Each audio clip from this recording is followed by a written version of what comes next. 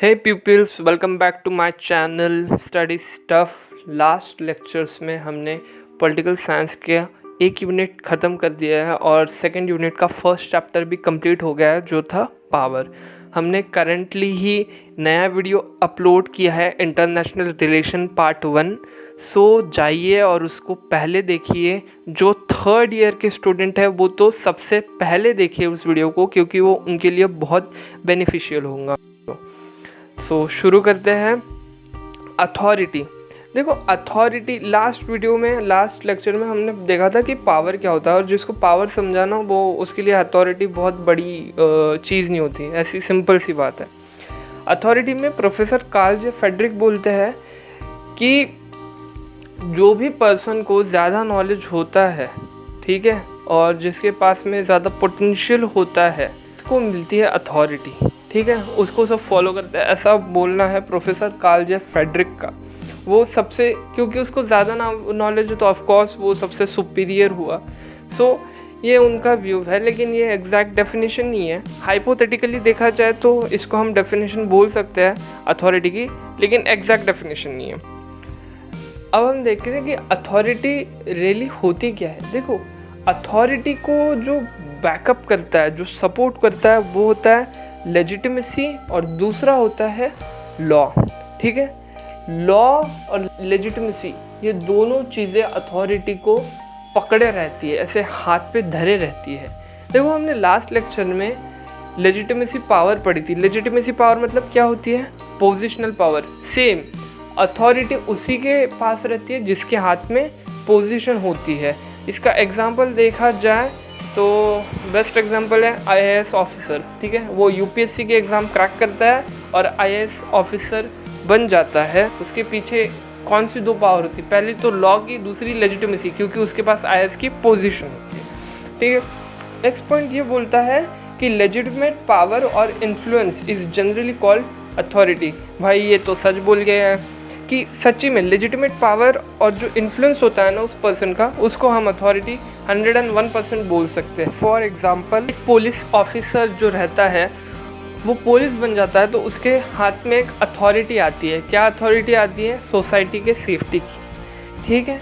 सो हम लोग उसको ओबे करते हैं, उसका कहाँ मानते हैं। सपोज अभी ट्रैफिक पुलिस वाला ट्रैफिक हैंडल कर रहा है, ठीक है, उसने बोला कि रुक जाइए तो हम रुक जाते हैं। लेकिन वही अगर कोई रैंडम पर्सन वहाँ पे खड़ा है तो वो रोकने के लिए, या फिर लोगों ने उसकी बात सुननी चाहिए, ऐसा कुछ कर रहा है, कोई नहीं सुनेगा। क्यों? क्योंकि उसके पास ना लेजिटिमेसी है, ना पोजीशन है, ना ही उसके पीछे किसी का सपोर्ट है। तो शॉर्टली एक ही चीज़ समझाना चाहूँगा, जिसके पीछे लॉ सपोर्ट करता है और जिसके पास पोजीशन होती है, उसी के पास अथॉरिटी होती है। भाई अथॉरिटी है, पावर नहीं है। क्यों नहीं है? क्योंकि power is not reasonable but authority is a reasonable. कैसे? क्योंकि जिसको भी हम अथॉरिटी देते हैं उसके पीछे कुछ रीज़न होता है। अगर कोई आईएएस बना तो उसके पीछे रीज़न है, क्योंकि उसने वो एग्ज़ाम क्रैक किया, उसने उस एग्ज़ाम में टॉप स्कोर किया। अगर कोई पुलिस ऑफिसर बनता है, क्यों बनता है? क्योंकि वो उस पोस्ट क्वालिफाइड है, ठीक है, उस पोस्ट के लिए वो पुलिस ऑफिसर क्वालिफाइड है। लेकिन पावर के लिए हमें क्वालिफिकेशन, ऑक्यूपेशन या फिर बहुत अच्छे स्कोर नहीं लगते। पावर होती सबके पास है, बस डिफरेंस ये है कि अथॉरिटी जो है वो अचीव की जा सकती है, पावर जो है वो अस्क्राइब्ड होती है, ठीक है। लेकिन कुछ लोगों को पता चलता है कि उनमें पावर है कि नहीं है, और कुछ लोगों को नहीं। अथॉरिटी की सिंपल वर्ड में अगर बोला जाए तो we obey authority because of it is reasonable. सच्ची में उसके पीछे रीज़न होता है, इसलिए हम उस अथॉरिटी को ओबे करते हैं। चलो अभी हम देखते हैं कि अथॉरिटी के टाइप्स क्या है। According to Max Weber, authority के 3 टाइप्स होते हैं। एक होता है ट्रेडिशनल अथॉरिटी, दूसरा होता है rational legal authority, and third and last one is charismatic authority. Traditional authority बोलती है कि ये अथॉरिटी पाने के लिए हमें ना ही क्वालिफ़िकेशन की ज़रूरत है, ना ही बहुत अच्छे स्कोर की ज़रूरत है, ना ही हमें बहुत मेहनत करने की ज़रूरत है। इसमें कुछ भी नहीं लगता भाया। इसमें सिर्फ एक ही चीज़ लगती है कि सही घर में पैदा हो। मतलब अगर मुझे आगे जाके पंडित बनना है, मंदिर में पुरोहित बनना है, तो मुझे क्या करना पड़ेगा? मुझे पंडित के घर में जन्म लेना पड़ेगा, तभी मैं वो काम कर सकता हूँ। तो ये होती है ट्रेडिशनल अथॉरिटी। वो अथॉरिटी वही होल्ड कर सकता है जिसके एंसेस्टर बहुत सदियों से उस चीज़ को कंडक्ट करते आ रहे हैं, या फिर उस चीज़ को आगे प्रिच करते आ रहे हैं, या फिर उस चीज़ को कंटिन्यू करके आ रहे हैं। ठीक है, तो इसको हम बोलते हैं ट्रेडिशनल अथॉरिटी। सेकेंड टाइप है अथॉरिटी का rational legal authority. Rational legal authority ये ट्रेडिशनल अथॉरिटी से पूरी अपोजिट है, क्योंकि इसमें हमें क्वालिफिकेशन लगता है। ठीक है, उसके बाद इसमें हमें स्कोर लगता है। ये बहुत मेहनत करने के बाद हमें मिलती है। जैसे अगर मुझे IAS ऑफिसर बनना है तो मुझे क्या करना पड़ेगा? ऑफकोर्स मेहनत करनी पड़ेगी। और जब मुझे वो अथॉरिटी मिल जाती है कि मैं एक IAS ऑफिसर हूँ, तो मेरे पीछे 2 भगवानों के हाथ होंगे। ठीक है, 2 भगवानों के हाथ मतलब किसके हाथ? एक तो लेजिटिमेसी की पावर और दूसरी कौन सी? लॉ। दूसरी लॉ। ये 2 भगवान मेरे पीछे होंगे अगर मुझे रैशनल लीगल अथॉरिटी चाहिए तो। ठीक है, तो लास्ट पॉइंट बोलता है करिज्मेटिक अथॉरिटी। करिज्मेटिक अथॉरिटी के लिए ना तो मुझे अच्छे मार्क्स की ज़रूरत है, ना ही मेरे नसों में पुरोहित का खून दौड़ना चाहिए। ठीक है, इसके लिए फिर सिर्फ एक ही चीज़ चाहिए, वो है करिज्मेटिक पर्सनैलिटी। मतलब मुझे मेरी पर्सनैलिटी ही वैसी ग्रो करनी है कि सामने वाले बंदे मेरे से इन्फ्लुएंस हो जाए। अगर एग्जांपल देना चाहे तो बहुत सारे जो एड्स है या फिर बहुत सारे मूवीज़ है, उसमें हम लोग हीरो जो रहता है उसको एडमायर करते, उसको फॉलो करते। क्यों करते हैं? क्योंकि वो करिज्मेटिक पर्सनैलिटी है। बहुत सारे पॉलिटिशियंस हैं जिनको हम फॉलो करते हैं। For example Narendra Modi, Shashi Tharoor, Sushma Swaraj.